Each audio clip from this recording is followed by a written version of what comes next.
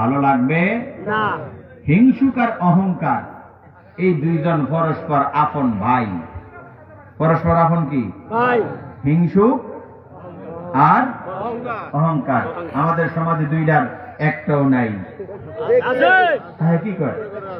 আচ্ছা, আছে আছে। এর মধ্যে একদিন মাহফিল ছিল বেরির পার, উঁচু জায়গা, তো লোকজনে লাউ গাছ লাগাইছে, আবার পেঁপে গাছও।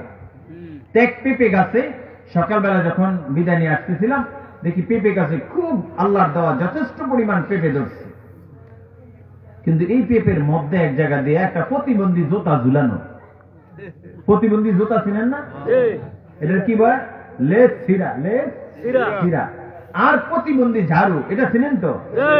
তা আমি সাথে আমার ছিল যে, তারে জিজ্ঞাসা করলাম, নাজিম এটা কি? হুজুর একটা রহস্য আছে। কি রহস্য? যে এত সুন্দর পেঁপে গাছ, এতগুলো ফল আল্লাহ দিল, এই সমাজে কিছু হিংসুক মানুষ আছে, কিছু অহংকারী মানুষ আছে, এগুলো দেখে মাশাআল্লাহ বলতে জানে না, উল্টা বলে কি গজবি ধরা ধরছে। কথা কন, কথা কন। তো বুঝলাম, ঠিক আছে। তো এই জন্য গাছের মালিক গাছের মধ্যে প্রতিবন্ধী জুতা আর ঝাড়ুটা নায়া বুঝাইয়া দিলেন, যারা আল্লাহর শুকরিয়া নেয়ামত দেখা আদায় না করবে, হিংসা করবে, অহংকার করবে, তাদের কপালে দুইটা উপহার হিসাবে আছে। বুঝেন নাই? অহংকারের পরিণাম, অহংকারের পরিণাম। আজকে সে অহংকারের উপরে আমরা আলোচনা শুনবো ইনশাআল্লাহ। খুব ভালো করে বুঝে নেওয়ার চেষ্টা করবেন। প্রিয় বন্ধুগণ, আপনারা এখানে তো বেশিরভাগই মানুষ, আমি চেষ্টা করবো আপনাদের হৃদয়ে কিছু কথা ঢুকিয়ে দেওয়ার জন্য। অহংকারের পরিণাম কি ভালো হয় না খারাপ? খারাপ। হ্যাঁ, খারাপ। হিংসা কি ভালো না খারাপ? হিংসার অপর নাম হলো আগুন। হিংসার অপর নাম কি? আগুন। হাদিসের ভাষায়, বুখারীর হাদিস, রাসূল বলেছেন হিংসা হলো এক ধরনের আগুন। কাঠকে যেরকম আগুন খেয়ে ফেললে অস্তিত্ব থাকে না, যার মধ্যে হিংসা আছে এক সময় এই জমিনে তারও অস্তিত্ব থাকে না। এ মর্মে কোরআনে একটা আয়াত আছে। আল্লাহ বলছেন হিংসা যার মধ্যে থাকে তার আল্লাহ একটা টাইটেল দিয়েছেন। কি টাইটেল? ইন্নাহু কানা মিনাল মুফসিদিন।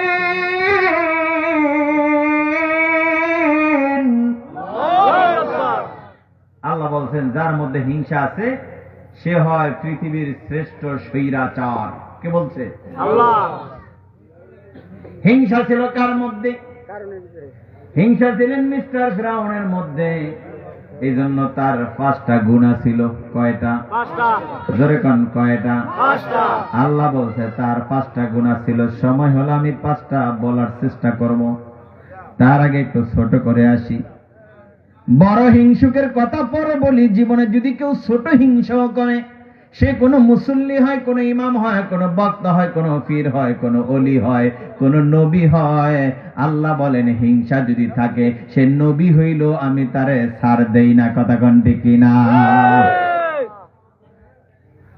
যে নবী সে হিংসা করলেও যদি ছাড় না দেয়, আর আমার মতো কলিমুল্লাহ আর সলিমুল্লাহ যদি দাঁড়িয়ে বলি আসো মাঠে খেলা হবে, কয় কত খেলার তোর কাছে দেখা যাবে, আল্লাহ কয় আমি মোকাবেলা করতে কথা কন না কা জানে না, জানে না। আমার বন্ধুগণ, হিংসা এক মহাবেদের নাম। কোন নবী করলো ছাড়ে নাই, দুনিয়াতে কোনো আলেম করলো ছাড়ে নাই, কোন ওলিরা করেছে তাদেরকেও ছাড়ে নাই। যেমন সামান্য একটা অহংকারের গ্রান পাওয়া গিয়েছিল একজন নবীর মধ্যে। যেই কথা কোরআনুল কারীমের মধ্যে আল্লাহ অহংকারের বিষয়ে কথা বলতে যে সূরা ফুরকানের 63 নম্বর আয়াতের মধ্যে বলছেন, অহংকার যার মধ্যে পাওয়া যাবে সে রহমানের বান্দাও থাকবে না। কার বান্দা? রহমানের বান্দাও সে থাকতে পারবে না। وعباد الرحمن الذين يمشون على الأرض هونا وإذا خاطبهم الجاهلون قالوا سلاما। আল্লাহ বলেন যার মধ্যে অহংকার আছে সে রহমানের বান্দা না, সে হলো শয়তানের বান্দা। কথা কোন ঠিক কিনা? দেখেন, অহংকার যার মধ্যে আছে সে আল্লাহর বান্দাও থাকতে পারে না। সে কার বান্দা হয়ে যায়? যারা বলেন কার বান্দা হয়ে যায়? তাহলে আজকে এই ময়দানে যারা আছেন, প্রথম সবক দিতে চাই আর নিতে চাই, দিতে চাই সবক, নিতে চাই ওয়াদা। যতদিন বেঁচে থাকবেন আর কোনো অহংকার কেউ করবেন না। পারবেন কিনা? কতক্ষণ পারবেন কিনা? রাসূল বলছে, অহংকারীকে শোনো, যে সালাম দেয় না আর যে সালাম দেয় সে অহংকার মুক্ত। তাহলে আমার সমাজে এরকম বহু লোক আছে, সালাম দেয় না, শুধু পাওয়ার জন্য খালি পকেট নিয়ে ঘোরে। কথা কন না কা? তাহলে সালাম দেওয়ার প্রচলন যার মধ্যে বেশি থাকবে সে হলো অহংকার মুক্ত, আর যার মধ্যে সালাম দেওয়ার অভ্যাস নাই বুঝতে হবে সে অহংকার যুক্ত। কথা কন ঠিক কিনা? এবার বলেন তো, আমার রাসূলকে সালাম কম দিতেন না বেশি দিতেন? খবরদার, বুঝতে হবে এটা কোন আলেমের মধ্যে যদি এরকম থাকে, আমি তো আলেম, এলাকার বড় হুজুর, আমার সালাম দিবে, আমি কেন দিব? এই আমিত্ব যদি কারোর মধ্যে জমা হয় বুঝতে হবে তার মধ্যে অহংকার আছে, আল্লাহর কাছে তার কোনো দাম নাই। আমার বন্ধুগণ, আমার বন্ধুগণ, অহংকার হলো এমন এক মহামারী, এটা কার মধ্যে থাকলে তার সব কিছু ধ্বংস হয়ে যায়। কোন নবীর মধ্যে থাকলো টিকে না। কথা কোন ঠিক কিনা? আল্লাহ নবী দাউদ আলাইহিস সালাতু ওয়াসাল্লাম, বাবাও তার নবী, দাদাও নবী। বাবাও কি? কথা কোন না কা? দাদাও নবী। দাদা নবী, নিজে নবী, বাবাও নবী ছিলেন। বাবা দুনিয়ার থেকে যাওয়ার পর আল্লাহ নবী দাউদ আলাইহিস সালাতু ওয়াসাল্লাম দুনিয়ার থেকে গেলেন, তার দাদা গেলেন। এরপর তার সন্তান সুলাইমান আলাইহিস সালাম, কি নাম? সুলাইমান সালাম। সে এবার তামাম পৃথিবীর ক্ষমতা পাইলেন। পুরা পৃথিবীর, বাংলাদেশের না, তামাম পৃথিবীতে 4 জন লোক বাদশাহী পাইছে পুরা পৃথিবীর। হিসাব মিলাবেন, এর মধ্যে 2 জন ছিলেন ইমানদার, 2 জন ছিলেন বেঈমান। 2 জন কি? বেঈমান। 2 জন কি? ঈমান। 2 জন ইমানদার, 2 জন বেঈমান। তাহলে 2 জন বেঈমানে পৃথিবীর ক্ষমতা চালাইছে আর 2 জন ইমানদারে চালাইছে। তাহলে আমরা বলতে যাই, ধরে নেন 2 জন বেনামাজি চালাইছে, 2 জন নামাজি চালাইছে। তাহলে স্বাধীনতার 54 বছর গেল, এই ক্ষমতা দেশের বেনামাজিরা চালাইছে। তাহলে এখান থেকে তো আমরা যুক্তি দাঁড় করাইতে পারি, আগামী 54 বছর নামাজিদেরকে ছাইরা দাও। কথা কোন ঠিক কিনা? তামাম পৃথিবী রাজত্ব 4 জন বাদশাহী পেয়েছেন। 2 জন ছিলেন ইমানদার, 2 জন ছিলেন বেঈমান। ইমানদারদের মধ্যে একজন ছিলেন হযরত সুলাইমান আলাইহিস সালাম। একদম গোল্ডেন এজ, সোনালী যুগের বয়সে দায়িত্ব পাইলেন, ক্ষমতা পাইলেন, বাদশাহী পাইলেন। পাওয়ার পর সুন্দরভাবে রাষ্ট্রটারে সাজাইলেন, সব দিকে শান্তি বিরাজমান, সুন্দরভাবে রাষ্ট্র চলছে। এমন সময় তার মন্ত্রী পরিষদের একজন মুরব্বী মন্ত্রী হাস্যোজ্জ্বল চেহারায় হাসি মুখে একদিন বলে ফেললেন, ও বাদশাহ, রাষ্ট্র তো সুন্দর গতিতে চলছে, এখন স্থির হয়েছে। এই পর্যায়ে এসে আমরা একটা আনন্দ অনুষ্ঠান করতে চাই, কারণ সে আনন্দ অনুষ্ঠান তো একদিন আমরা আশা করেছিলাম হবে, কিন্তু সেটা না করে আমরা সেজদার মধ্য দিয়ে শুকরিয়া আদায় করেছি। এখন একটা আনন্দ মিছিল আমরা করতে চাই, অনুষ্ঠান করতে চাই। বাদশাহ বলেন, সেটা কি? সেটা হলো আপনার তো বয়স হয়েছে, আপনার বিবাহ করানোর মাধ্যমে তামাম বিশ্ব জুড়ে আমরা একটা আনন্দের বাতাস বইয়ে দিতে চাই। বাদশাহ সুলাইমানকে বিবাহ করার মধ্য দিয়ে একটা আনন্দ উৎসব করার জন্য একজন মন্ত্রী প্রস্তাব করলেন। প্রস্তাব করার পর সুলাইমান আলাইহিস সালাতু ওয়াসাল্লাম বললেন, ঠিক আছে, তোমরা মেয়ে দেখো। অচরবুতাবাসী এলাকার চেয়ারম্যান যদি তার ছেলেকে বিয়ে করার জন্য পাত্রী দেখার জন্য বলে, তাহলে এলাকার সবাই ছুটবে, যত রায়বার আছে সবাই ছুটবে, চিন্তা করবে চেয়ারম্যানের পোলারে যদি আমার মাধ্যমে বিয়ে করাইতে পারি আমার মর্যাদাটা চেয়ারম্যানের কাছে বাড়বে। কথা কন না কা? একটা সম্পর্ক চেয়ারম্যানের সাথে তৈরি হবে, তার ঘরের লোক হমু, কাছের লোক হমু, এই চিন্তা করে সব লোকেরা সুলাইমান বাদশার জন্য মেয়ে দেখার জন্য ছুটাছুটি করতেছে, যে যেখানে মেয়ে পায় তার খবর নিয়ে সুলাইমানের কাছে এসে বলে। সুলাইমান বলতেছে, আরেকটু চাও, আরেকটু দেখো, আরেকটু দেখো। এমনি করে দেখতে দেখতে দেখতে দেখতে 6 মাস অতিবাহিত হয়ে যায়। কয় মাস? 6 মাস। 6 মাস যাওয়ার পরে হঠাৎ করে তার মন্ত্রী পরিষদের একজন এসে বলে, সুলাইমান রে, আর কত মেয়ে দেখবা? বলছে, কেন? কয়, তোমার বিয়ের খবরটা, সংবাদটা ছড়াইতে ছড়াইতে এত দূর ছড়িয়ে গেল, তোমার এই সংবাদ শুনতে যে পঞ্চপল্লী গ্রামের জেলে ফাড়ার একটা মেয়ে পর্যন্ত তোমার কাছে বিয়ে বসার সাহস করলো। সুবহানাল্লাহ। বাদশাহ সুলাইমান তার সিংহাসনে বসে একটা গর্জন মেরে চোখ লাল করে বড় করে বলছে, মিয়া বলো কি? আমি তামাম পৃথিবীর বাদশাহ, আমি তামাম পৃথিবীর বাদশাহ। কার এত সাহস? কোন জেলের মেয়ের এত সাহস হলো যে আমি বাদশার কাছে বিয়ে বসার জন্য প্রস্তাব করছে? তারে তো এমনি ছাড়া যায় না, তারে তো দেখে বুঝে নেওয়া দরকার। বলেন তো, সুলাইমানের এই কথার মধ্যে অহংকারের গন্ধ আছে না? না।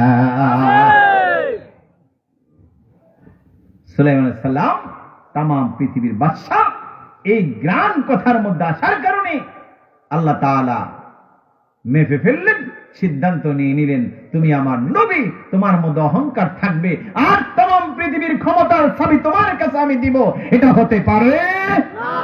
তোমাকে অহংকার মুক্ত করতে হবে। এই চিন্তায় আমার বন্ধুগণ, অহংকার মুক্ত করার জন্য আল্লাহ তাআলা সুলাইমানকে অহংকার মুক্ত করার জন্য এই অহংকার যে দেখাইলেন, তার সুনির্দিষ্ট জবাব দেওয়ার জন্য একটা পরিকল্পনা গ্রহণ করলেন। পরিকল্পনা গ্রহণ করে এক জিনকে আদেশ দিলেন, তুমি তাড়াতাড়ি সুলাইমানের আকৃতি ধারণ করো। এক জিন সুলাইমানের আকৃতি ধারণ করে আল্লাহকে বললেন, আল্লাহ, আমি আকৃতি ধারণ করেছি। সে কি আকৃতি ধারণ করেছে এটা আল্লাহ জানে কি জানে না? আরে কথা কন। আকৃতি ধারণ করার পরে ঠিক আছে, তুমি রেডি থাকো, যখন যা অর্ডার করি তা করবে। এই ফাঁকে আল্লাহ তাআলা সুলাইমানের পেটে একটু ব্যথা জাগায় দিলেন। কি জাগাইলেন?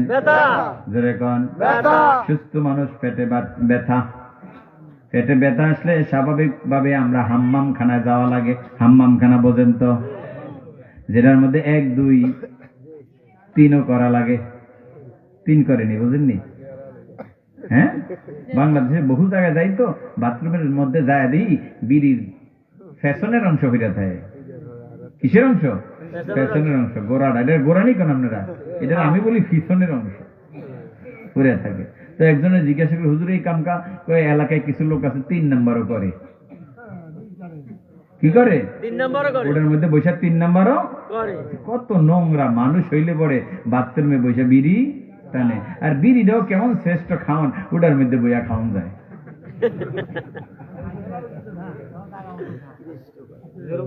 আমার বন্ধুগণ, আল্লাহ নবী সুলাইমানের পেটের মধ্যে যখন হালকা একটু ব্যথা দিল, তার সাথে থাকা তার যে পার্সোনাল লোক, পিএস বডিগার্ড, তাকে বলল হাম্মাম খানায় যেতে হবে। তো সুলাইমান যে তামাম পৃথিবীর বাদশা ছিলেন, সে কিভাবে চালাইছেন, তারা আল্লাহ মুজিজা মোতাবেক একটা আংটি দিয়েছিলেন। কি দিয়েছে? আংটি। জোরে কান। আংটি। আরো জোরে। আংটি। শ্বশুর বাড়ির আংটি। কিও, তার মানে তারা শ্বশুর বাড়িতে আংটি নিয়েছে। সুলাইমান আলাইহিস সালামের তামাম পৃথিবীর বাদশাহী চালানোর জন্য আল্লাহ আংটিটা দিলেন মুজিজা হিসাবে। এই আংটি আছে তো ক্ষমতা আছে, আংটি নাই ক্ষমতা। নাই। কথা কন। নাই। আজকে আমাদের দেশেও তো ক্ষমতার আংটি আছে। আছে। কথা কন না কা? আছে। এই আংটির মধ্যে পুলিশ আছে, র্যাব আছে, বিজিবি আছে। কথা কন না কা? এই আংটি যার হাতের মধ্যে তার ক্ষমতা আছে, আংটি হাতের থেকে বইরা গেলে আর ক্ষমতা কাম নাই। কথা কন ঠিক কিনা? আমার বন্ধুগণ, ওই আংটির বৈশিষ্ট্য ছিল, সুলাইমান যদি হাম্মাম খানার যাওয়ার প্রয়োজন হতো, এই আংটি নিয়ে হাম্মাম খানায় যাওয়া যেত না। হাম্মাম খানায় সুলাইমান ঢুকে গেলেন, তার বডিগার্ডের কাছে আংটি জমা রাইখা চলে গেলেন ভিতরে। আল্লাহ তাআলা ওই জিনকে বললেন, যে জিনটা সুলাইমানের মতোই কথা, সুলাইমানের মতো চেহারা, আকার, আকৃতি, তারা বললেন তাড়াতাড়ি হাম্মাম খানার সামনে যায় দাঁড়াও। দাঁড়াইয়া বের হইয়া ওই দারোয়ানের কাছে কইবা আংটি দাও, তোমারে সুলাইমান মনে করে আংটিটা দিয়ে দিবে। আর আংটিটা নিয়ে এসে সাংবাদিক সম্মেলন করে তুমি ঘোষণা করে দিবে এই রাষ্ট্রের মধ্যে একটা 2 নাম্বার সুলাইমানের আবির্ভাব হয়েছে। যার হাতে আংটি আছে সে হলো 1 নাম্বার সুলাইমান, আর যার হাতে আংটি নাই সেটা হলো 2 নাম্বার সুলাইমান। আর 2 নাম্বার সুলাইমান যদি কেউ দাবি করে তার মন ইচ্ছা মতো বানাইয়া যে আমার কাছে আইতে পারবা, 5 টন করে চাল তার জন্য বরাদ্দ দিয়ে দিমু। ঠিক কথা বোঝা যায় কিনা? এবার সুলাইমান ঢুকলেন হাম্মাম খানায়, বাথরুমে ঢুকে যখন তার যাবতীয় হাজত গুলো সেরে বের হইলেন, বের হয়ে বলতেছে আংটি দাও। চোখ বড় করে কয়, তাহলে তুমি তো 2 নাম্বার দা। বলো কি কাহা? কয় কেন আমার আংটি কই? কিছুক্ষণ আগেই তো 1 নাম্বার সুলাইমান এই গেট দিয়ে বের হইয়া আংটি লইয়া গেছে, তুমি তাহলে 2 নাম্বারটা যাও সামনে, দেখবা 12টা বাজবে। কথা কোন ঠিক কিনা? মুসলমানেরা, চরবতার মুসলমানেরা ভালো করে শোনো, অরিজিনাল সুলাইমানের হাতে আংটি নাই, আংটি চুরি হয়ে গেছে। কি হয়ে গেছে? কথা কোন কি হয়ে গেছে? আংটি চুরি হয়ে গেছে। 1 নাম্বার সুলাইমানের হাতে আংটি নাই। এবার নবী সুলাইমান বের হইলেন। বের হওয়ার পর দারোয়ানের এই কথা শুনে, বডিগার্ডের এই কথা শুনে সে আতকে উঠলেন। আতকে উঠার পর কে শুনে কার কথা সামনে ছুটলেন। সামনে যাওয়ার পর বডিগার্ড যারা আছে এবং প্রশাসনের লোক যারা আছে তারা তারে দেখে আটকাইয়া বললেন, তোমরা আমার আটকাও কেন? আমি তো সুলাইমান। বলছে আংটি দেখাও। আংটি তো নাই। বলে যার হাতে আংটি নাই সেটা সুলাইমান না, এটা হলো সুলাইমানের শত্রু। ও তারে ধরো, মারো। ঠিক বন্ধুগণ আমার, যখন এই পরিস্থিতিতে তাকে মাইর দেওয়া হলো, শুধু মাইরে দেয় না, দেখবেন এই দেশে এরকম একটা প্রেক্ষাপট এক সময় গেছে। কথা কয় না? বিরোধী দলীয় লোক ফাইরা মাইরা খবর দিতে পারলেই তার ফরমেশন হইছে। ফরমেশন হইছে। বিরোধী দলীয় লোক পাইছে, মারছে, গুলি করছে, খবর দিতে ফরমেশন। ওরা যখন এরকম মারলেন, মেরে সুলাইমানকে রক্তাক্ত এবং nervous system fault. Nervous system fault মানে বেহুশ করে দিলেন। কেউ ফালস ভেবে দেখে, কেউ নাকের ডগা আঙ্গুল দিয়ে দেখে। এক পর্যায়ে বুঝতে পারলো এই যুবকটা মনে হয় আর জীবিত নাই, মারা গেছে। এটা মনে করে তারা একটা ঠেলার উপরে উঠে তাদেরকে ঠেলে ঠেলে নিয়ে নদীর তীরে বালির চরে ফেলে রেখে আসলেন। মনে হয় নাই, ফালাই দিতে, জোয়ারের পানি আসলে চলে যাবে। রাখে আল্লাহ। কথা কয় না? রাখে আল্লাহ, মারে আল্লাহ। আচারবতার মুসলমানেরা, ওরা যখন ওই লাশটাকে মোরা লাশ মনে করে নদীর তীরে বালির চরে ফেলে দিয়ে চলে আসলেন, ওই যে জায়গায় ফালাইলেন তার চতুর্দিক দিয়ে মানুষ ওঠার জায়গা নাই। ঠিক যেই জায়গায় কফিনটা লাশটা ফেলে রাখলেন তার পাশে হলো মাছঘাট। কি ঘাট? ধরে কান। বিকাল বেলা জেলেরা এখান দিয়ে নদীর থেকে ওঠে, আবার এখান দিয়ে নামে। পরন্ত বিকাল বেলা চিকচিক রোদ, বাড়ির উপরে সূর্যের আলো পড়ে, চিকচিক আলো বহমান। এমন সময় সেখান দিয়ে জেলেরা তার যার যার গন্তব্য ফিরতেছেন। এই মুহূর্তে জেলেরা একের পর এক যখন উঠে যাচ্ছেন, যাওয়ার পথে সবাই চলে যাচ্ছে, একজন জেলে আকাশের দিকে তাকিয়ে দেখে এক জায়গায় একটা কালো মেঘ জমা। ঠিক যেই জায়গায় কালো মেঘ জমা, ওই মেঘটার ছায়া যেই জায়গায় পড়ে, ওই জায়গায় বালির মধ্যে, বালির চরে বালির মধ্যে ভাসতেছে একটা যুবকের লাশ। অশিক্ষিত জেলে মানুষ চিন্তা করলো, ব্যাপারটা কি? এটা তো হতে পারে না। নিচে একটা লাশ পড়া, আবার উপরে কালো মেঘ জমা, আবার ওই মেঘটার ছায়া ওই লাশের উপরে পড়তেছে। এটা কোনো স্বাভাবিক লাশ না, এটা হতো কোনো বড় সন্ত্রাস বা বড় কোনো আল্লাহর ওলির লাশ হবে। কথা কোন ঠিক কিনা? শেফা হাঁটি হাঁটি করে আসলেন কাছে। কাছে এসে ওই লাশটার কাছে যে দেখলেন লাশটার নাকের ডগায় এখনো অক্সিজেন বহমান আছে।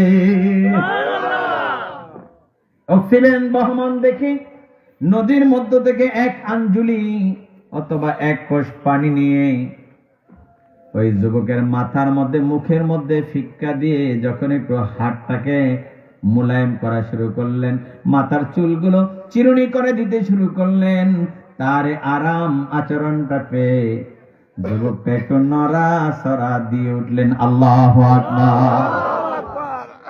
আর একটু সেবা দিলেন, আর একটু যত্ন দিলেন, আর একটু সেবার যত্ন যখন বৃদ্ধি করে দিলেন, বৃদ্ধি করে দেওয়ার পরে এবার যুবকটা উঠে বসলেন।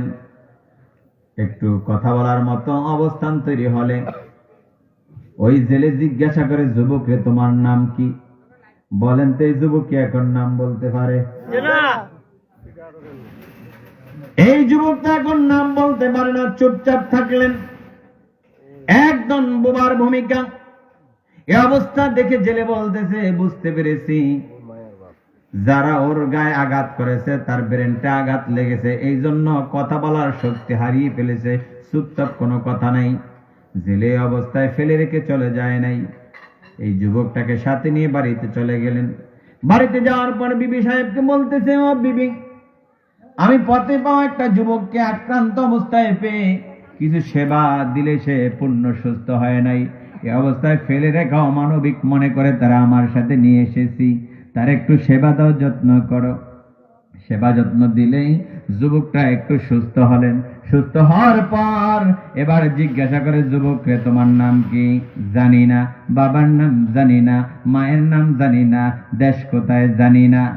স্বামী স্ত্রী দুইজনে মন্তব্য করে বলেন, আর জিজ্ঞাসা করিও না, বুঝতে পেরেছি লোকেরা তার এত পরিমাণে মায়ের দিয়েছে যে মায়ের খেতে খেতে যে তার ব্রেনটা এতভাবে এফেক্ট হয়েছে, তার স্মৃতি শক্তি হারিয়ে ফেলছে, এজন্য মার নাম, বাপের নাম, বাড়ির ঠাই ঠিকানা সব ভুলে গেছে। আসলে ভুলে নাই, আল্লাহ কিন্তু তারে চুপ করায় রাখছে। কথা কোন ঠিক কিনা? অহংকারের পরিণাম কি হয়?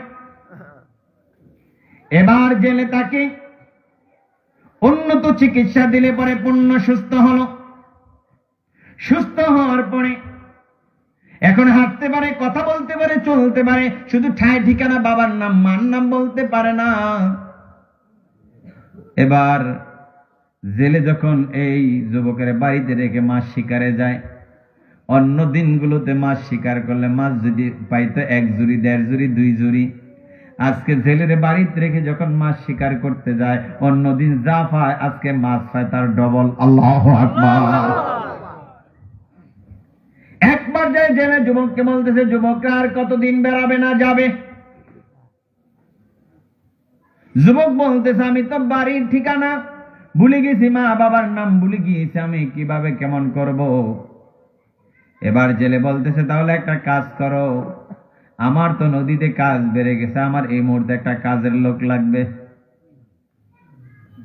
তুমি যদি আমার বাড়িতে থাকতে চাও তাহলে আমার কাজের ছেলে হিসাবে থেকে যেতে পারো। এই কথা বললে নবী সুলাইমানের চোখ দিয়ে দর দর করে পানি বের হইতেছে। পানি বের হওয়া দেখি জেলে মন্তব্য করতেছে, ও তুমি তো হইলা আলালের ঘরের দুলাল, খালি আরামে খাইবার ঘুমাইবা, কাম করা পছন্দ করো না, এই জন্যই এখন মাথা নিচের দিকে দিয়ে কানতেছ। আসলে আমার বাবাজিরা, বন্ধুরা, সেজন্য তো নবী সুলাইমান কান্না করেন, যুবক কানতেছে না, কানতেছে একটাই চিন্তা করে, ও মালিক, আমার দাদা নবী ছিল, বাবা নবী, আমিও নবী, আমি নবীর ঘরের নবী, তামাম পৃথিবীর বাদশা ছিলাম, আজকে আমি জেলের বাড়িতে, জেলে এখন আমার কাজের লোকের প্রস্তাব দিছে। এই কথা জেলে যখন বলল, বুঝছি তুমি কাজ করতে পছন্দ করো না, কাজ না করে খেতে চাও, বিনা পরিশ্রমে টাকা কামাই করতে চাও, এই কথা বললে মাথা উঁচু করে বলতেছে, চাচা যান, আমি সেজন্য কাজের ভয়ে আমি কান্না করি নাই, আমি কান্না করেছি আপনি যদি আমার এই কাজের দায়িত্ব দেন, এই দায়িত্ব আমি যথাযথভাবে পালন করে সুলাইমানের খোদার কাছে জবাব দিতে পারবো কিনা সেই ভয়ে আমি কান্না করতেছি। কি জবাবটা দিয়ে দিলেন। জেলে বলতেছে অসুবিধা নাই, পারবে, কাজেরও তো লোড দিব না, চাপ দিব না। এবার যুবক বলতেছে ঠিক আছে চাচা যান, আপনার বাড়িতে আমি কাজ করতে রাজি। এবার জেলে জিজ্ঞাসা করে তাহলে তোমার মাসিক বেতন দিতে হবে কত? যুবক বলে চাচা যান, এখানে আমার কোনো অভিভাবক নেই, আপনি আমার অভিভাবক, আপনি আমার গার্ডিয়ান, আপনি বেতন যা নির্ধারণ করেন তাই হবে। তাম পৃথিবীর বাদশা জেলের বাড়িতে কাজের লোকের বেতন নির্ধারণ হইতেছে। জেলে বেতন নির্ধারণ করলেন, 1 মাস চাকরি করবে, আমার বাড়িতে খাবে, আমার বাড়িতে থাকবে, মাস শেষে তুমি 200 টাকা বেতন পাবে। 200 টাকা বেতন পাবে। নির্ধারণ হয়ে গেল, চাকরি শুরু হয়েছে।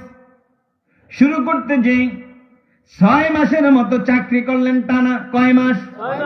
এই 6 মাসে এই যুবকের বাজার করা, বেচা কিনা, লেনদেন, মুআমেলাত, মুআশেরাত, বন্টন, হিসাব নিকাশ একদম ফাঁকা আর পাকা।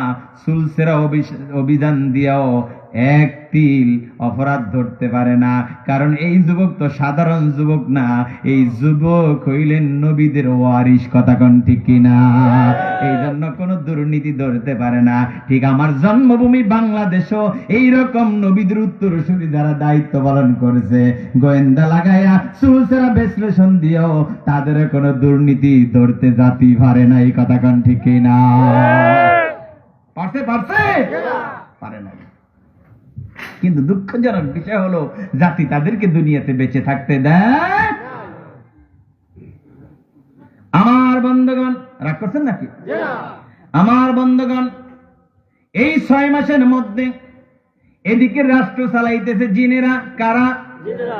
জোরে কোন? জিনেরা রাষ্ট্র চালাইতেছেন।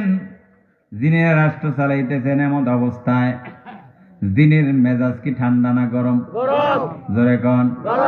গরম। রাষ্ট্রের মধ্যে নানান ধরনের যন্ত্রণা শুরু হলো।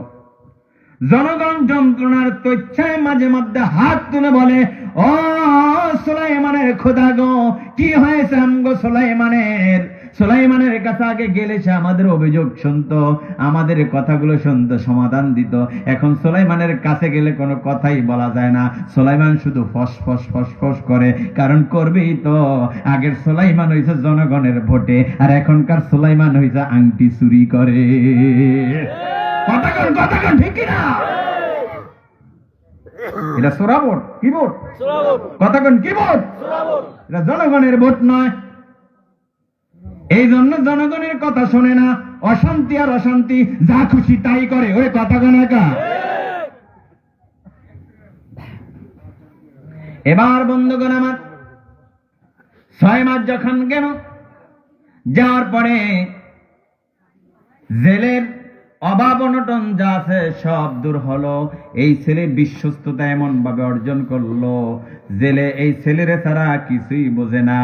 6 মাস যাওয়ার পরে জেলে একদিন ওই নদীর মাঝখানে মাছতুলের উপরে বসে ছেলের সাথে গল্প করে, ছেলেরে তুমি 6 মাস আমার বাড়িতে চাকরি করো, তুমি কি জানো আমার যে একটা মেয়ে আছে? না তো। কয়েক জানবে কি বাবা? আমার ছেলে মেয়েটা হলো কানা, বোবা, ল্যাংরা, এই জন্য কথা তুমি শোনো নাই, হাঁটতে জানে না, এই জন্য তুমি দেখো নাই। ও যুবক রে, আমার অনেক সম্পদ আছে, 10টা সাভার আছে, 2 কানি জমিন আছে। তামাম পৃথিবীর বাদশা তারে 10টা সাভার আর 2 কানি জমির লোভ দেখাইতেছে। তামাম পৃথিবীর বাদশা তারে কি দেখায়? 2 কানি জমিন আর 10টা সাভারের লোভ। এটা আমার মেয়েটা যার কাছে যাবে সেই সব সম্পত্তির মালিক হবে। যুবক চুপচাপ গল্প শোনে, আর কাজের লোক কাজ করে, কোনো কথা বলে না। এমনি যেতে যেতে চাকরির বয়স 8 মাসে পদার্পণ করলো। 8 মাসের 1 তারিখ মাস শিকারে গেলেন, যুবককে প্রস্তাব করলেন। প্রস্তাব করার পর যুবক কোনোই কিছু বলে নাই, না বলে চলে আসলেন। জেলেও আসলেন, যুবক আসলেন। এবার রাত্রিবেলায় জেলে তার স্ত্রীর পাশে শুয়ে স্ত্রীর কাছে বলতেছে, প্রাণের স্ত্রী গো, এই ছেলেটাকে তোমার কাছে কেমন মনে হয়? কয় ভালোই। কয় শোনো, শুধু ভালোই না, তারে দিয়া মোকাম করাইলাম, বাজার করাইলাম, ঘাট করাইলাম, হাট করাইলাম, যা কিছু করাইলাম। পরীক্ষিত একটা ছেলে, ওর মতো ভালো ছেলে আর হয় না। আমরা যদি ওরে আমাদের আপন করে রাখতে পারতাম তাহলেই মনে হয় ভালো হইতো। একথা শুনে স্ত্রী বলে, তুমি কি বুঝাইতে চাও? যতই ছেলের গুণগান করো, ছেলে কিন্তু ফতে পাইছ, আর ভালো হইলে মানসিকা মারবে। অতএব কারণে আমার মেয়ের প্রয়োজনে সাগরে বাসায় দিব, তারপরে ফতে হওয়া ছেলের কাছে দিব না। এই কথা বলে ঘুমাইলেন।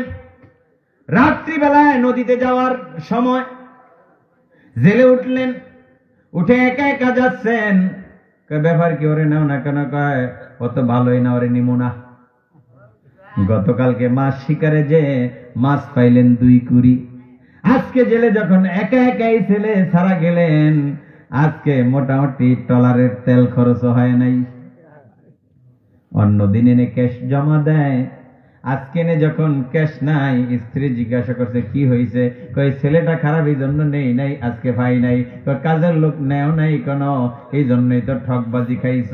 পরের দিন আবার নিয়ে গেলেন মাছ। এর আগে সোমবার দিন পাইলেন 2 কুড়ি, মঙ্গলবার দিন গেলে ফাঁক, বুধবার দিন আবার নিয়ে গেলেন, নেওয়ার পর আজকে মাছ পাইছে 3 কুড়ি। আল্লাহু আকবার। 3 কুড়ি মাছ পাওয়ার পরে স্ত্রীর হাতে ক্যাশ দিলে স্ত্রী চরম খুশি, চরম আনন্দ।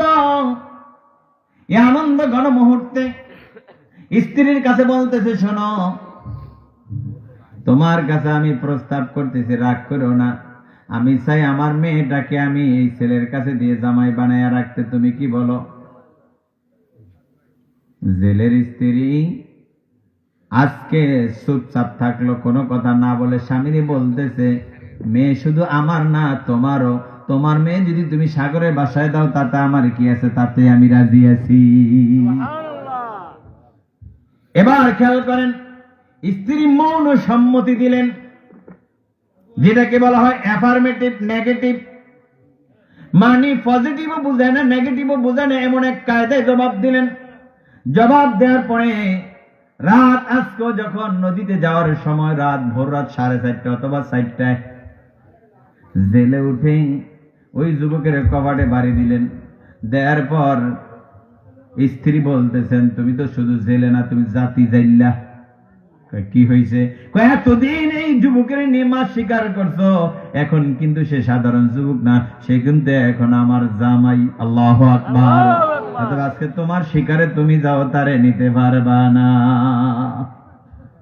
স্ত্রী আজকে মায়া দেখায়া যুবকের রেখে দিলেন, কিন্তু জামাইয়ের মর্যাদা দিবে এই জন্য রেখে জবান দিলেন। আজকে জেলে একা একা মাছ শিকার করতে গেলে পরে আজকে তার মাছের সংখ্যা 0। মাছের সংখ্যা কি? 0। বাসায় আসলেন মুখ মলিন। স্ত্রী জিজ্ঞাসা করে, কি হয়েছে? অ্যাক্সিডেন্ট হয়েছে নাকি? ট্রলার ডুবে গেছে নাকি? না কিছুই হয় না। কোনো মাছে পাই না। কেন? কই যে তোমার লক্ষ্মী জামাই ঘরে রাখো, এই জন্যই পাই নাই। ঠিক পরের রাত্রে আবার যাওয়ার সময় যখন হলো, হওয়ার পর জেলে যখন ডাকতেছে, স্ত্রী বলছে যে ঠিক আছে দিব জামাই রে, তবে শর্ত আছে। এই নয় একটা রুমাল দিলাম, তোয়াল্লা দিলাম, এটা এরকম লাগবা, আর জামাই শুধু সেখানে বসে থাকবে, তার দিয়ে কোনো কাম করাইতে পারবা না। কে শর্ত দিল? কে? শাশুড়ি। কে দিল? জেলের বউ শর্ত দিয়া দিলেন, নিতে পারো। শর্ত হলো এই তোয়ালে বিছিয়ে ওখানে যুবককে বসে রাখবা, কোনো কাজ করাইতে পারবা না। এই শর্ত মেনে জেলে নিয়ে গেলেন। নিয়ে যাওয়ার পর শুধু তারা জামাই আদরে বসে রাখলেন। এখনো জামাই কিন্তু হয় নাই। জামাই আদরে বসিয়ে রাখলে এরপর মা শিকার শেষে যখন ফিরে আসলেন, ফিরে আসার পর দেখে আজকে আর মাছ আগের মতো নয়, তার চেয়ে 5 গুণ বেশি। আজকে বান্ডিল বান্ডিল টাকা বউর হাতে যখন জেলে জমা দিলেন, জমা দেওয়ার পর মুচকি হাসে আর কয়, এই ছেলের কাছে মেয়ে বিয়ে দেওয়ার প্রস্তাবে রাজি হইলে যদি এত মাছ পাওয়া যায়, তাহলে তারও 6 মাস আগে রাজি হইয়া যাইতাম। দেখছেন নি মা বোনেরা কেমনে জোয়ারে জোয়ারে চলে। সুবিধাবাদ জিন্দাবাদ। এবার বন্ধুগণ আমার পূর্ণ রাজি, যখন স্বামী স্ত্রী 2 জন পূর্ণ রাজি, এই পাকে চাকরি 9 মাস পূর্ণ হয়ে গেল। 9 মাস পূর্ণ হওয়ার পর বিবাহের দিনক্ষণ রেডি। কি রেডি? জোরে কোন? রেডি। বিবাহের দিনক্ষণ রেডি। বিয়াটা একটু পরে পরাই, চলেন এবার ঘুরে আসি। সুলাইমানের আংটি কার কাছে, রাষ্ট্র কিভাবে চলে। এদিকে বিয়া গোসাও। কি কোন? বিয়ার প্রস্তুতি নিতে থাক। চলে যান, সুলাইমানের রাষ্ট্র চালাইতেছে জিনেরা। কারা চালায়? রাষ্ট্রের মধ্যে চরম উত্তেজনাকর, কেউ শুনে না কার কথা। খুন খারাপি, চোর ডাকাতি, দেশের টাকা বিদেশে সব মিলা অস্থির অবস্থা। এমত অবস্থায় জনগণ খালি উত্তাল তরঙ্গমালার ঢেউ, প্রতিবাদ আর প্রতিবাদ, প্রতিবাদ প্রতিবাদ আর প্রতিবাদ, আন্দোলন আর আন্দোলন। সুলাইমানের রাষ্ট্রের মধ্যে জিনেরাও ছিল মন্ত্রী। কারা? জিনেরাও মন্ত্রী ছিল। এই জিনদের মধ্যে একজন মন্ত্রী ছিলেন, তার নাম ছিল আসিফ বিন বরখিয়া। কি নাম? আসিফ বিন বরখিয়া নামে একটা জিন ছিল। ওই জিন চিন্তা করলো, কি ব্যাপার, কি দেশের মধ্যে এত অশান্তি কেন, দেশের মধ্যে এত অরাজকতা কেন, সুলাইমান কেন জাতির কথা শোনে না, জাতির আবেদনে কেন কর্ণপাত করে না, ঘটনা কি? এই জন্য আসিফ বিন বরখিয়া নিজেই মাথা উঁচু করে একটু তাকাইলেন। তাকায় দেখে, ওরে আল্লাহ, এটা তো অরিজিনাল সুলাইমান না, এটা হলো 2 নাম্বার সুলাইমান। এটা তো অরিজিনাল ভোটের না, এটা সব হলো ভোর রাত্রের ভোটের কথা। কোন ঠিক কিনা? এটা দেখে তো অস্থির। সে দৌড়ায় হামাগুড়ি দিয়ে উঠে বলো, ওরে এটা 2 নম্বর, ধর রে ধর। যখন দৌড়ান শুরু করলেন, এক জিন আরেক জিনকে চেনে। ওই আংটি চুরি করা জিন মহাশূন্যে উড়াল দিলেন। আসিফ বিন বরখিয়াও তার পিছনে পিছনে উড়াল দিতে যে মহাশূন্যে যখন বিরাজমান করলেন, ঠিক আটলান্টিক মহাসাগরের উপরে ধরে নেন। মহাসাগরের উপরে যখন উঠতে শুরু করলেন, একটা আরেকটারে ধরবে। এই মুহূর্তে ধরবে ধরবে বাপ যখন হইল, যার হাতে ছিল আংটি, সে তার অস্তিত্বটা বাতাসের সাথে মিশিয়ে দিল। দেওয়ার পর সাথে সাথে হাতের আংটিটা পানির মধ্যে পড়ে গেল। আল্লাহু আকবার। এবার আংটি পানির মধ্যে। আগের সুলাইমানের কাছেও আংটি নাই, এবার অরিজিনাল সুলাইমানের কাছেও নাই, 2 নাম্বার সুলাইমানের কাছেও নাই। আংটি যখন নদীতে পড়লেন, পড়ার সাথে সাথে এই আংটি তো শ্বশুর বাড়ির আংটি না, সাধারণ কোন আংটি না, এই আংটি আল্লাহর পক্ষ থেকে দেওয়া আংটি, এত মুজিজা ভরপুর আংটি। নদীতে যখন পড়লেন, নদীর বুক ছিঁড়ে গভীরের দিকে স্পিড ভেগে যখন যেতে শুরু করলেন, একটা মাছ এটাকে খাবার মনে করে দৌড়াইয়া এসে খেয়ে ফেললেন। এবার ও চরবুতার জনগণ, এবার আংটি অরিজিনাল সুলাইমানের কাছেও নাই, 2 নম্বর সুলাইমানের কাছে নাই, এবার আংটি হইল ইউনুসের হাতে।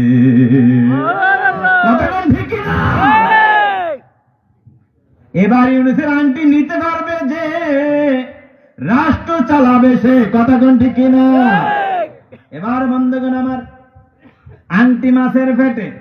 কার পেটে? জোরে কোন? মাছের পেটে আংটি। এই মাছ যখন নদীর মধ্যে খাবারের নেশাবাদ, এখন এমন আংটি তার পেটে ঢুকলো, আংটির তাজাল্লি স্পিরিটে মাছের গতি এমনটা বাড়লো। এই মাছের গতি দেখে সমুদ্রের মধ্যে যত মাছ আছে, সব মাছগুলো এই মাছের পিছনে দৌড়াইতে শুরু করলো। চলছে মাছের মিছিল সমুদ্রের মধ্যে, একটার পিছনে আরেকটা, একটার পিছনে আরেকটা, এভাবে মাছের পর দলছে দল, মাছেরা দৌড়াইতে আরম্ভ করে।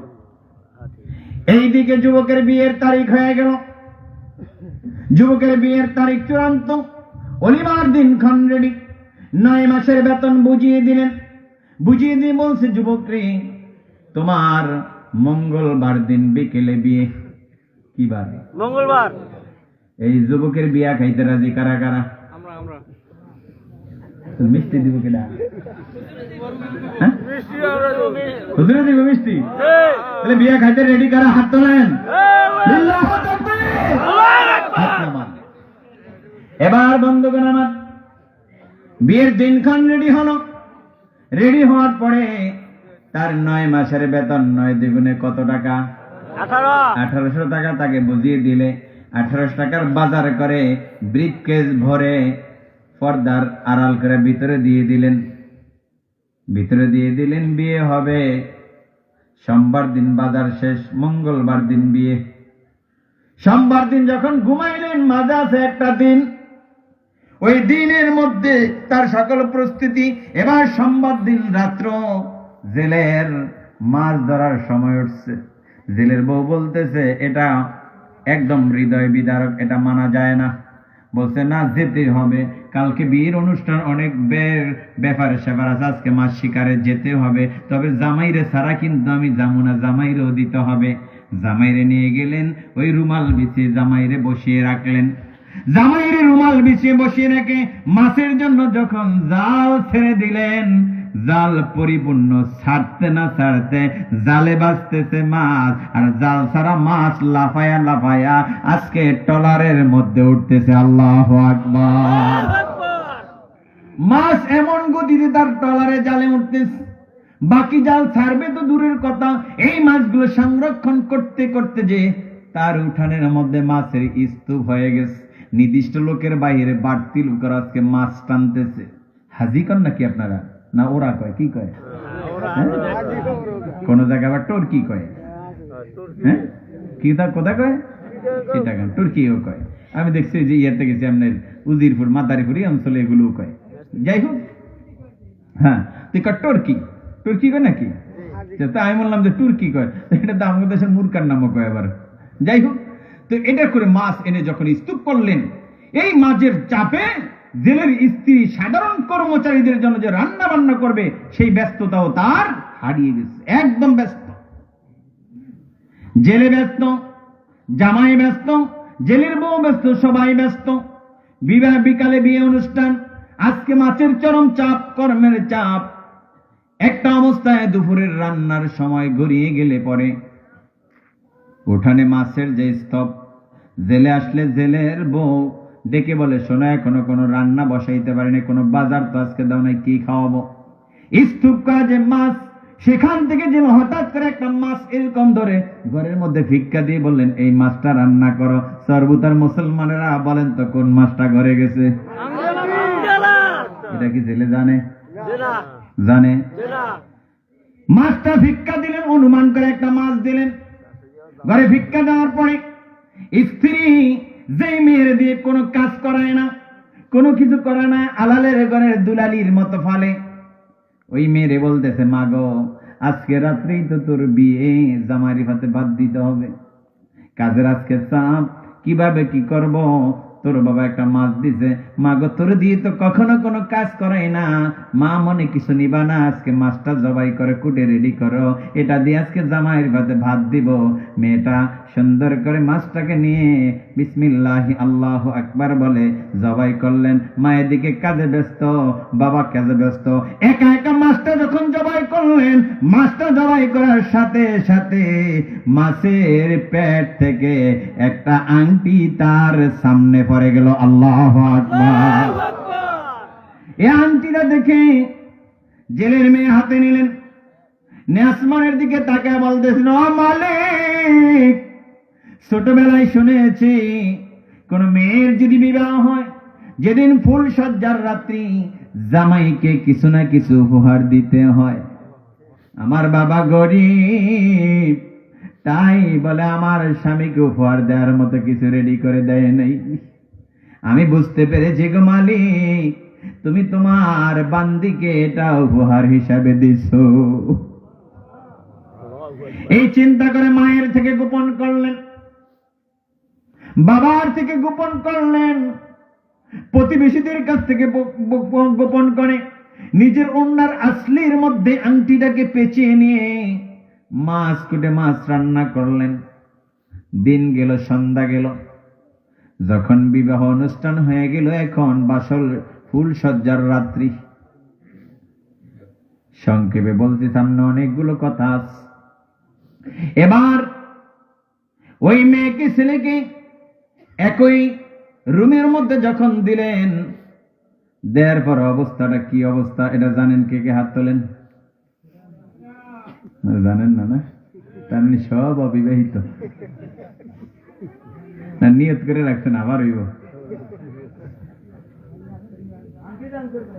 যখন ওই জেলের মেয়ে এবং ওই যুবককে ফুল সজ্জার রাত্রিতে দিলেন, দেওয়ার পর যার যার পথে তারা চলে গেলেন। চলে যাওয়ার পরে এবার দুইজনের কর্মসূচি শুরু। কর্মসূচি শুরুতে চুপচাপ কেউ কোনো কথা বলে না। স্বামী স্ত্রীর হাত প্রথমে ধরলেন, আল্লাহু আকবার, ধরে বলতেছে ব্যাপার কি, কোনো কথা কেন বলো না? এবার মেয়ে কথা শুরু করলো, প্রাণের স্বামী কি কথা বলবো, আমার কোনো কথা নাই, তুমি বলো। এবার যুবক বলতেছ, প্রাণের স্ত্রী, আজকে ফুলসজ্জার রাত্রিতে তোমার কাছে একটা বিষয় জানতে চাই। বিষয়টা হলো, তুমি আমাকে বলো, তোমার জীবনে তোমার কোন স্বপ্নটা পূরণ হয় নাই? আমি তোমার স্বামী হিসাবে সে স্বপ্নটা পূরণ করে দিতে চাই। জেলের মেয়ে বলতেছে, ও প্রাণের স্বামী, ফুল সজ্জার রাত্রিতে এসব জানতে চেও না। একটা মেয়ের জীবনে অনেক চাওয়া থাকে, পাওয়া থাকে, স্বপ্ন থাকে, তা বাস্তবায়ন হবে এটা তো বলা যায় না। অতএব কারণে তুমি এই জাতীয় কোনো প্রশ্ন করিও না। ওই যুবক নাসরবান্দা বলতেছে, না, আমি জানতে চাই তোমার জীবনে তোমার কোন শখটা মিটে নাই, কোন ইচ্ছা পূর্ণ হয় নাই, আমি একটু জানতে চাই। অবলা সরলা জেলের মেয়ে প্যাঁচগুজ বোঝে না, সাদা মনে কাদা নাই, জমের কি ভয়। বলতেছে, শোনো যুবক রে, আমি যখন বিবাহের বয়সে উপনীত হইলাম, আজ থেকে 9 মাস আগে, কয় মাস?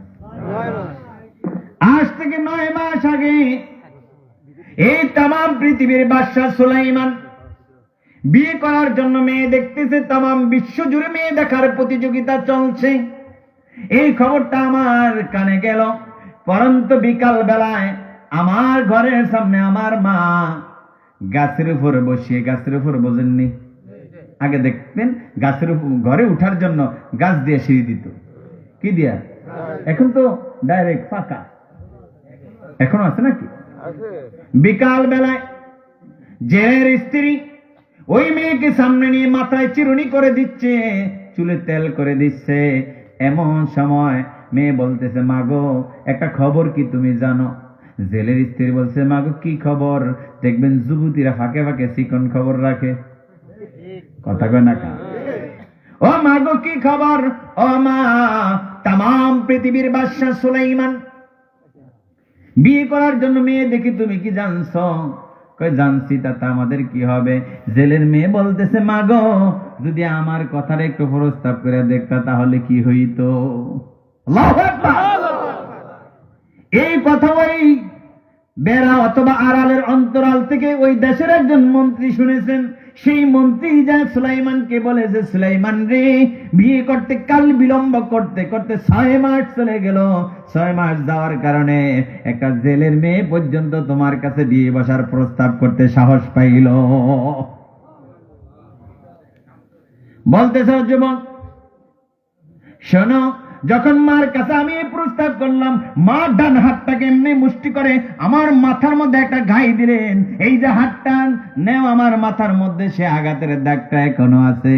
অতএব তুমি মনে কিছু নিও না, আমি চাইছি যারে তারে তার ফাম না, আমি মনে করি তুমি আমার সুলাইমান। এই কথা যুবতী বলার পরে যুবক অদর দ্বারায় কান্না শুরু করে দিলেন। তার কান্না দেখে মেয়ের মনের মধ্যে নতুন একটা চিন্তা আসলো, হারে জীবনে একটা লোকের ভালোবেসে চেয়েছিলাম তার বউ হইতাম, এটা যেহেতু আমি আজকে খুলে বলেছি এই জন্য যুবকের মনের মধ্যে সন্দেহ ঢুকছে। কথা কন্যা কা আমার পর্দার অন্তরালের মা বোনেরা, আমার যুবতী বোনেরা, খবরদার এই দেশের চালাক ছেলেদের পাল্লায় কইরা মনের আসল কথা বইলা দিও না। দিলি বিপদ আছে না নাই? কথা কোন আছে না নাই? সব কিন্তু সুলাইমান না, কথা কোন ঠিক কিনা? কিছু হইল সুলাইমান। অতএব কারণে যখন এই কথা বললেন, যুবক কাঁদতে কাঁদতে দু চোখের পানি বুক যখন বিষিয়ে গেল, বলতেছে ব্যাপার কি, তুমি কান্না করো কেন? তুমি যা মনে করছো তা না, আমি তার বাড়িতে যাই নাই, তার সাথে ফোনে কথা বলি নাই, তার সাথে আড্ডা দেই নাই, সে আমারে দেখে নাই, আমিও তারে দেখি নাই। নবী সুলাইমান তো এই জন্য কান্না করে নাই, কান্না করছে ও মালিক, আমার কাছে তো এই মেয়ের প্রস্তাব গেছিল, আমি গর্জন মেরে উঠে প্রত্যাখ্যান করেছি, আজকে তার কোলে তো আমি জামাই হইয়া ধরা দিছি। وعباد الرحمن الذين يمشون على الأرض هونا وإذا خاطبهم الجاهلون قالوا سلاما। আল্লাহ কা রহমানের বান্দা হলো তারা, অহংকার মুক্ত জীবন যাপন করে যারা। এবার দু চোখ মুছে বলতেছে, প্রাণের স্ত্রী চেয়েছিলা সুলাইমানের স্ত্রী হওয়ার, কোথায় পাইবা সুলাইমান? ধরে নাও এটাই তোমার সুলাইমান। আল্লাহু আকবার। এবার হাত ছেড়ে দিলেন,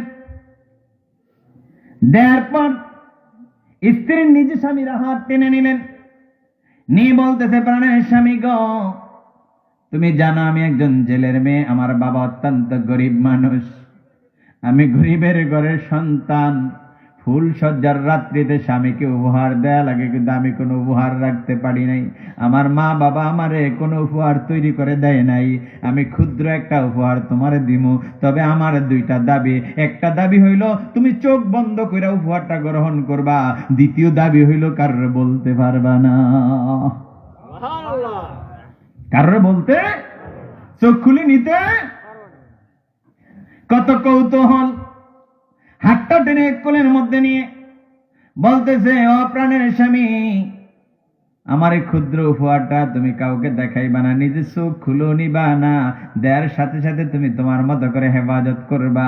এবার আর এই কথা বললে, ঠিক আছে দাও।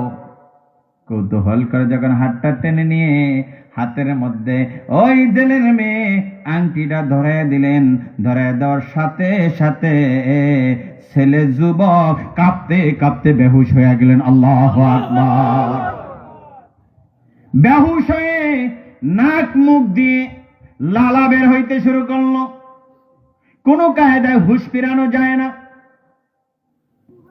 গভীর রাত, মেয়েকে কোলে লালিত পালিত করা সন্তান ঘরে আসার পর যখন আব্বু বলে ডাক দেয়, কলিজাটা ছিঁড়ে যায়। 2 তারিখে মহাসমাবেশের পরে মাহফিল ছিল ঢাকায়, বরিশাল থেকে ডাইরেক্ট গাড়িতে ঢাকায় চলে গেছি। তো যাওয়ার পরে রাত্র স্টেজে উঠি নেই, 9:15 অনুমানিক বাজে। আমার একটা মেয়ে হেফজো পড়ে, নাজারা পড়ে, বয়স মাত্র 8 বছর। তো আমার ফোন দিয়ে বলছে, আব্বু তুমি কোথায়, কখন আসতেছো ঘরে? আমি এই কথার কি জবাব দেবো, আমি নিজে অস্থির হয়ে গেছি যে আমার মেয়ে কি বললো, আব্বু তুমি কখন ঘরে আসতেছো, বাসায় কখন আসতেছো। অর্থাৎ ওরা আমি সকালবেলায় চলে গেছি, ওরা না বললেই, আমার খেয়াল ছিল না। তাই আমি বলতেছি, আব্বু আমি তো ঢাকায় আসছি। ওই এই কথা বলার সাথে তো থেমে গেল। আব্বু তুমি ঢাকায় গেছো, তারপর তুমি আমাদের বলো নাই। তখন আমার মাথায় ঢুকছে, 8 বছরের মেয়ে যখন এই কথা বলছে, আমি বলছি যে আসলেই তো এই মেয়েরা বাবা আমার কলিজার টুকরার চেয়ে অনেক বেশি দামি। কি বলেন ঠিক কিনা? বাবা মরলে দেখবেন মেয়েদের কান্না কেউ থামাইতে পারে না, মেয়েরা হলো এরকম বাবা প্রিয়।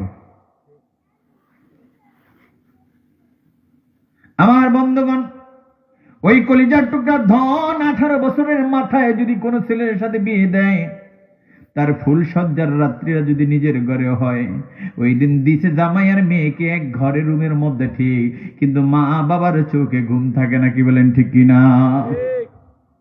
রাত গভীর হলে হঠাৎ করে মায়ের কপাটে কে যেন আঘাত করলাম। মা কপাট খুলে দিলেন তাৎক্ষণিক। জিজ্ঞাসা করে, মাগো কি হয়েছে? মাই দিকে আসো, কি হয়েছে? ও মাগো, তোমার জামাই কেন যেন বেহুশ হয়ে গেছে। এবার দেখেন জেলের বউ কি কয়, এই জন্য বলছি ফতে ছেলের কাছে বিয়ে দিতে নাই। এই কথা যখন বললেন, বলতেছে মা কি হয়েছে? বলতেছে, মা গো, ওই যে তুমি আমাকে একটা মাছ করতে দিয়েছো, এই মাছটা করতে যে মাছের পেটে আমি একটা আংটি পাইলাম, এটা তোমাকে না জানিয়ে আমি আসলির মধ্যে বেঁধে রেখে তোমার জামাইয়ের হাতে উপহার হিসাবে দিলে তোমার জামাই বেহুশ হয়ে যায়। ও ব্যাক্কেল মেয়ে, তোমার তো আসলে বুঝ বুদ্ধি হয় নাই। তুমি জানো না, মাছের পেটে যদি কোনো আংটি পাওয়া যায়, কিছু পাওয়া যায়, এটা তো ভালো আংটি না, এটা ভূত ফেতরের আসরের আংটি। কি কয়? আপনারা কি কইতেন? আপনারা তো তাই কইতেন না, যেটা ভূত পাথরের জিনের আসরের আংটি, দাও এটা আমার কাছে জমা দাও। দিলেন মার কাছে জমা। মার কাছে জমা দিলে পরে মা এটারে ভালো করে ফটলা করে নিয়ে থইলেন বালিশের নিচে। এবার যত ধরনের তদবির আছে, তেল মালিশ আছে, সব করার পর যুবক হুশ আসলো। আসার পর স্ত্রী বলতেছে, জামাই বাবা তুমি রাগ করো না, তোমার শ্বশুর তো তোমাকে বলেছে আমার মেয়েটা হলো অবলা সরলা, এটা ভালো মন্দ পেশগুস কিছু বুঝে না, মাছের পেটে পাওয়া আংটি, এটা তো ভূত পাথরের আসরের আংটি, এটা যদি কারো হাতে লাগে স্পষ্ট হয় তাহলে সে সুস্থ থাকার কথা না। অতএব বাবা ঠিক আছে থাকো, আমি যাই। বলতেছে, মাগো থামেন, যে আংটিটা পেয়েছেন ওটা আমারে দেন, এটাই আমার জন্য বড় উপহার। আমার স্ত্রী দিয়েছে, এটা ক্ষুদ্র হইল, আমার জন্য এটা পৃথিবীর সমতুল্য। আল্লাহু আকবার। দ্বিতীয়বার আবার আংটি দিলেন। দেওয়ার পরে সুলাইমান আবার জায়গায় বেহুশ হওয়ার পরে এবার দেখেন স্ত্রীর মন্তব্য আবার আরেকটা। জেলের স্ত্রীর মন্তব্য হইল, কি লুবি ছেলে, একটা আংটির জ্বালা সইতারে না। মন্তব্য যে কি লুবি ছেলে, একটা আংটির লোভ সইতে পারে না। আবার হুশ ফিরে আসলে ওই ছেলে আবার নাছর বান্দা আংটি দিতেই হবে। তার কারণ হলো সে জানে এই আংটি সাধারণ কোন আংটি না, এই আংটি মানে আগামী দিনে তামাম দেশ পরিচালনা করবে। কথা কোন ঠিক কিনা? এই কথা বললে স্ত্রী দিতেই চায় না, জেলের স্ত্রী রাজি না, শ্বশুরে রাজি না। এবার যুবক বলতেছে, মা ও শাশুড়ি আম্মা, ও শ্বশুর আব্বা, শুনুন, স্ত্রীর দেওয়া আংটি কেউ যদি হাতে নিতে হয় কিছু দোয়া পড়া লাগে। তার মানে সুলাইমানের যে আংটি, এটা খুলে যদি রেখে যাই তো পরিষ্কার পরিচ্ছন্ন উজু টুজু করে এসা নির্দিষ্ট কিছু দোয়া ছিল, ওই দোয়া পইরা এটা হাতে দেওয়া লাগতো, তাহলে আংটি কাজ করতো। যেরকম দেখেন অনেক সময় বাড়ি চালান দেয়, আমার ধরে দিলে যাইবো বাড়ি, আমি সব হানির মৃত্যু করব। ঠিক আংটিটা ছিল এরকম। বলতেছে, মা চিন্তা করবেন না, স্ত্রীর দাও উপহার হাতে নিতে হলে রসুলের শিখানো কিছু দোয়া আছে, আল্লাহর শিখানো কিছু এসএম আছে, এগুলো পড়তে হবে। ওই এসএম গুলো পড়ে এবার আংটিটা হাতে নিলেন। আংটিটা হাতে নেওয়ার পরে সুলাইমান ওই জায়গায় বসা এক নজরে রাষ্ট্রের অবস্থা দেখে নিলেন। আল্লাহু আকবার, আল্লাহু আকবার। এবার বলতেছে, আম্মা জান, ও শাশুড়ি আম্মা জান, ও শ্বশুর আব্বা জান, এই আংটি তো মাছের পেটের আংটি, তবে এটা ছিল সুলাইমানের আংটি। এই আংটি চুরি হয়েছে, চোরদের হাত থেকে আংটি উদ্ধার হয়েছে। আগামী দিনে প্রকৃত মালিকের হাতে আংটি আমরা তুলে দিব। কথা কোন ঠিক আছে কিনা? আপনারা কি রাজি আছেন? লিল্লাহি তাকবীর, আল্লাহু আকবার। হাত নামান। আংটি ইনুসের হাতে। আংটি কার হাতে? কথা বলেন, কার হাতে? অরিজিনাল সুলাইমান যদি পায় তাহলে দেশের মধ্যে আবার শান্তি। এবার অহংকারের প্রথমে একটা ব্যাখ্যা বললাম, দ্বিতীয় ব্যাখ্যা শুনুন। দ্বিতীয় ব্যাখ্যা স্বয়ং আল্লাহ নিজেই করেছেন। কুরআনুল কারীমের 28 নম্বর সূরা, সূরার নাম সূরা কাসাসের মধ্যে আল্লাহ ব্যাখ্যা করে দিয়েছেন। আর 20 মিনিট চলবে, জি চলবে। আর 1 ঘন্টা চলবো। তাহলে ফাঁকা জায়গা বন্ধ করে দেন সবাই, আর একটু জিকির করে সামনে আসেন। একজন উঠতে পারবেন না, অথেন্টিক কিছু কথা আছে বলে আমি শেষ করব।